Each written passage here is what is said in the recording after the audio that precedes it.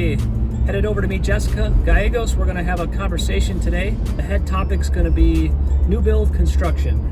And we're going to cover things like, should you have a real estate agent represent you? What things to look out for? What to watch for?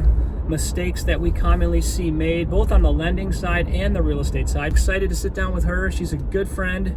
And her husband is super cool too, just as a side note. And I threw that in there because he's my buddy. New builds are crazy right now. And a good thing about new builds is you're not competing with every other buyer out there on a resale house where you're up against 8 or 10 offers. Nothing to have some representation. I'm there for questions, and I'm kind of a buffer between you and the sales rep and you and the builder, so you're not having to do everything and answer these questions and emails alone. I can help walk through the process and take a lot of stress off.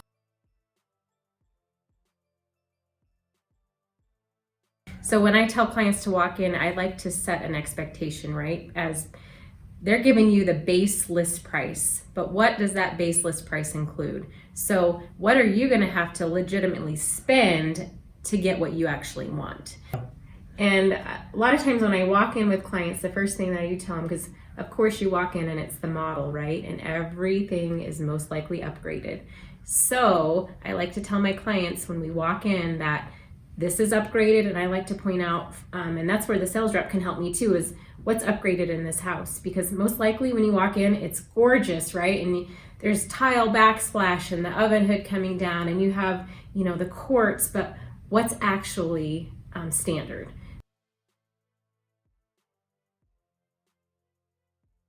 Going in, you're just overcome with the model home. What you don't think about is additional costs that go into a new build. So usually new builds do the front lawn landscaping with the sprinkler system. Most builders do not do the backyard landscaping. So I like to put that into the budget for people. Window coverings are usually not included. Fridges are usually not included. So there's a lot of other costs, but sometimes those can be negotiated in.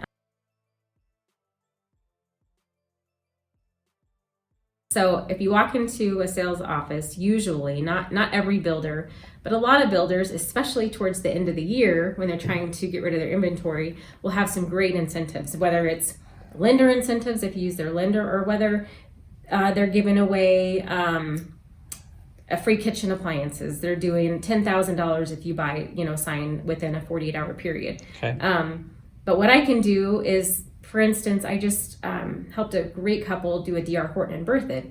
Berthoud is another great neighborhood.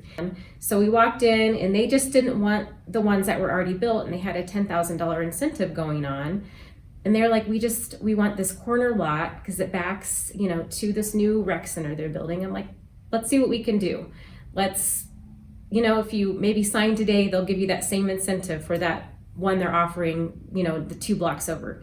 So we did, we asked, they got the same incentive, they got the lender incentive, and we ended up catching some errors on the contract page, which they got, ended up a free handrail around their porch. So just different stuff that if you double check items that, you might not have without a realtor that you would have missed.